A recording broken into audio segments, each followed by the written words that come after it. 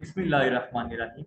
In today's video, we are going to study further the remaining basic terms and definitions that should be, as a student, you should be well aware of. The first of them is cutoff. Cutoff, the balance sheet date at which all future transactions must be recorded in the following accounting period. So that basically the dates or the cutoff levels. In Pakistan, the cutoff dates are new accounting year starts on 1st of July and it ends at 30th of June. So red flags, areas of the other one, this one I am highlighting.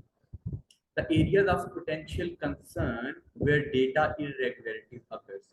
On accounting softwares, these are the symbols indicating that some financial discrepancies or some irregularities have been occurred. So red flags are basically the indicators you can see.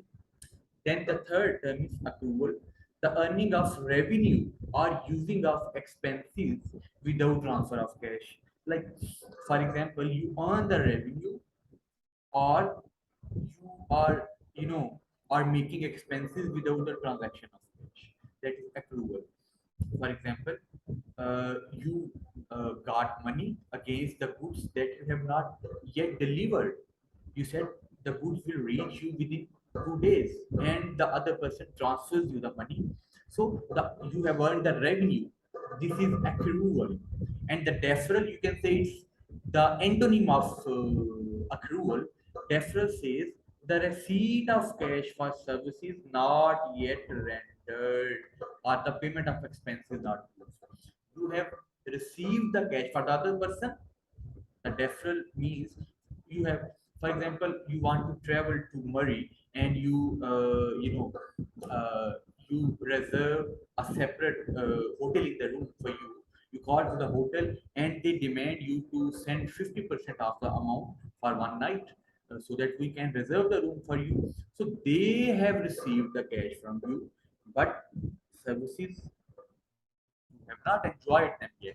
So deferrals, because you have paid but you have not yet consumed the service.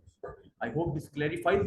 And in the next coming videos, we will also, you use these terms with quite quantitative way and in numerical form as well. Okay, assets, the other concept, they can be tangible or intangible. Promises to provide future benefits for the company. This is the crux line to understand the concept of asset.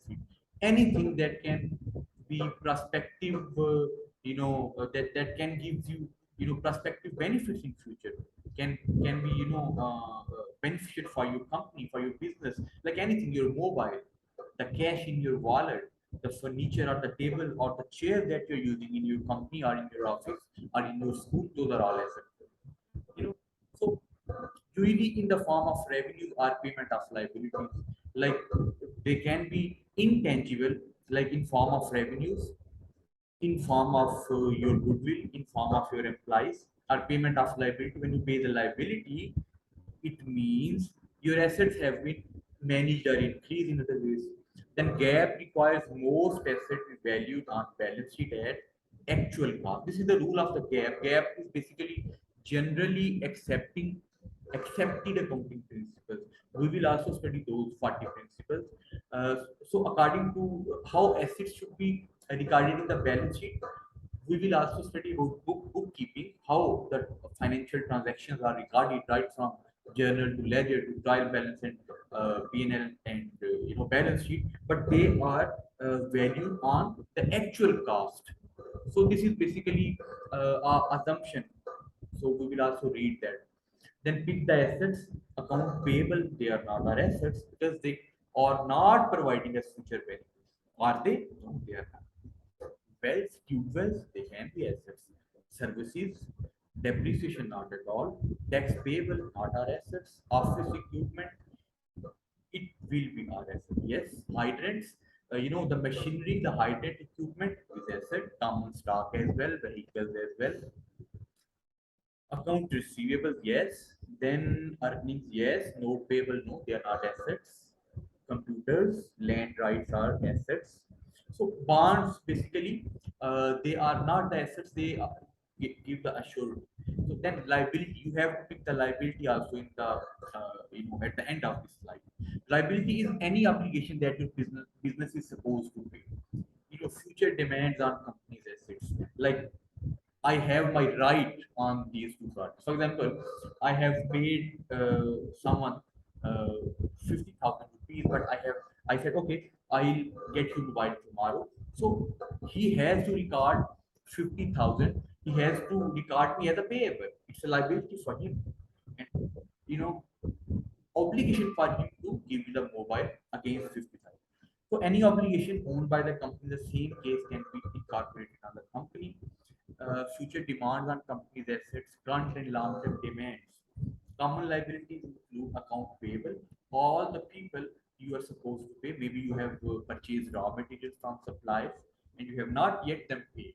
So those will be your account payable. Just like I paid 50,000 for mobile, and the other person he will write in his books of account that 50,000 are payable to Faraz, tax payable, income tax payable, you pay on your income like 5%, 6% income tax.